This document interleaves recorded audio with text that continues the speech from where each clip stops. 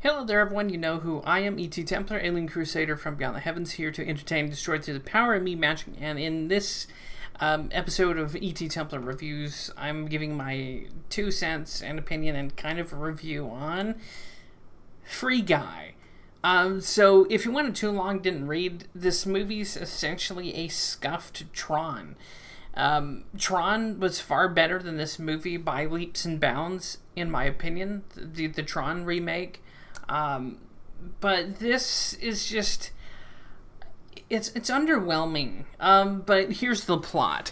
So there's 2 people who, they make this video game, and one of them is a coder, right? So they make this video game, and it's either bought out by another company, by Antoine, which he then turns their idea of a game into a kind of like a Grand Theft Auto, where there's NPCs. It's basically like Grand Theft Auto with every other game thrown in. You have Easter eggs from Halo, you have Easter eggs, I think, from Saints Row and other games, if you're really looking hard enough, but they're Easter eggs that look like, like there's a picture of, or there's a scene where a warthog drives by, there's a scene where you see Scorpion Tank, it looks like it, but it's not really. So they took the elements and ideas from video games and just slapped it into this world of Free City. So to start off, is this movie worth your time or money? I'm gonna be honest. No, in my opinion, just no. If you can find a way to watch this, maybe when it's on live TV or on Hulu or when it hits on Netflix, yeah, you'll enjoy it. But as it stands, this movie was just, it underperformed for me. And of course, you know me, and how opinionated I am. There's shit in this movie that makes hints about, political commentary on stuff. And that wasn't necessary in this movie. But let's get back to the plot. So Free Guy is basically an NPC that, or is actually an AI. He's a coded AI, and he just gains sentience one day, and he meets another player. They kind of fall in love.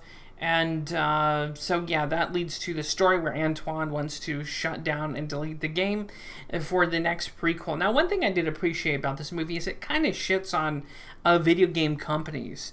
Not directly, of course. But it takes on, the idea, how there's EA Games, how they've ran the Madden series into the ground, and they just release the same fucking shit over and over, whether it's Madden or the FIFA series.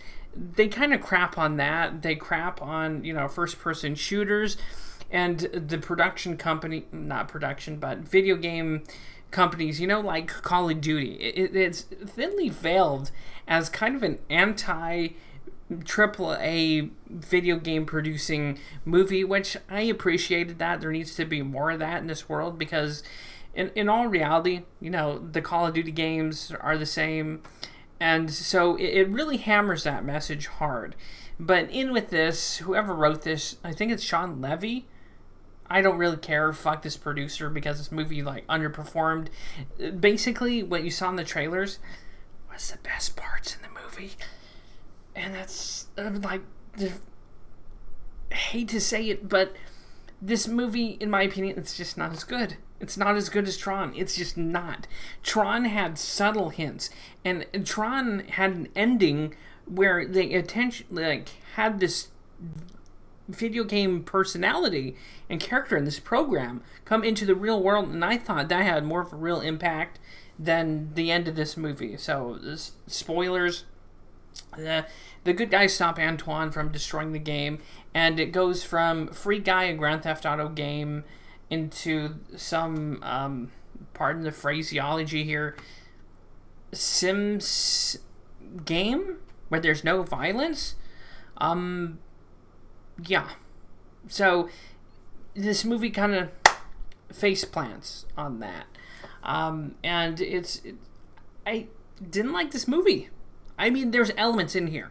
If you're not an asshole like me, you'll probably love this movie, and it's probably worth the 14 or 20 bucks on Blu-ray or whatever. You'll probably enjoy it. But if you're someone like me who can't, like, just hates political messages, there's some scene in here where Free Guy is saying, oh, is there any bank robberies in your world? Oh, they hardly happen. And then, of course, he says, oh, there's guns in your world. Is there gun violence?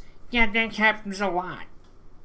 Yeah, because we need Sean Levy, a Hollywood director who has private security 24/7, is on a studio lot somewhere, probably lives in a gated community, and lives a protected life from everyone else. You know, that doesn't have to depend on the 10 to 45 minute response time from police. So that political message kind of fell flat on its fucking face, which irritated me. Like, really, you're gonna go anti-gun? Cool. Yeah, hit us over the head with that message. You know, tell me, when governments have all the guns, you know, like, let's look at China, for example, or Russia, or 1930s Germany. When the government and police have all the guns, tell me, how did that work out? Genocides, oppression, tyranny. Yeah, because a world without guns is just a great idea. I mean, look at Australia right now, to get on a political rant. You see all these police abusing the shit and piss out of the people, beating them, and shooting them in the back with rubber bullets when they're protesting. So, yeah, it's just, this movie, to get back on track, it was underwhelming, and in my opinion, it sucks. Do not spend money on this shit. Just don't. I mean, the trailer, what you saw in the trailer, was the best parts of the movie, and that's all I can say. Like I said, the average Joe who's a brain dead moron will probably like this movie, and I know of course they hinted at like patriarchy, and the main female character goes, now this is the first male relationship I had that wasn't toxic. Well, maybe you needed to try harder on that one, bitch, and try not to judge all men by your shitty taste in men and your shitty standards in men. So there was that dig that irritated me. So yeah, I just out the gate kind of hate this movie because my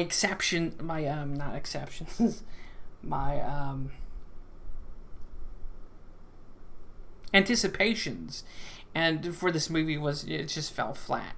And that's what this movie is. It could have been so much more. They could have done so much more with the video game stuff.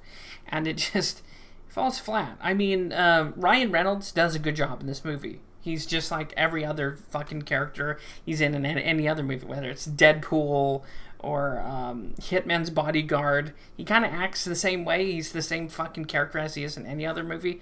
Which, if you're a fan of Ryan Reynolds, you'll love this movie. If you're fan of video game shit and Easter eggs, you'll probably like this. But in my opinion, I would say it's like a hard pass. And it's just not that great. This compared to Tron is garbage. Go watch Tron. The original Tron and the remake by Disney, Tron Legacy, I think it's called. Two far superior movies than this one. And again, those two movies aren't going to have political digs against toxic men. And those movies are not going to have annoying ass. That's one thing that irritated me about this. It had fucking annoying cameos from Jacksepticeye, that ninja retard who got famous on Fortnite, and like I couldn't really be bothered. There's also some other Twitch thought that she's like has a thing in this movie.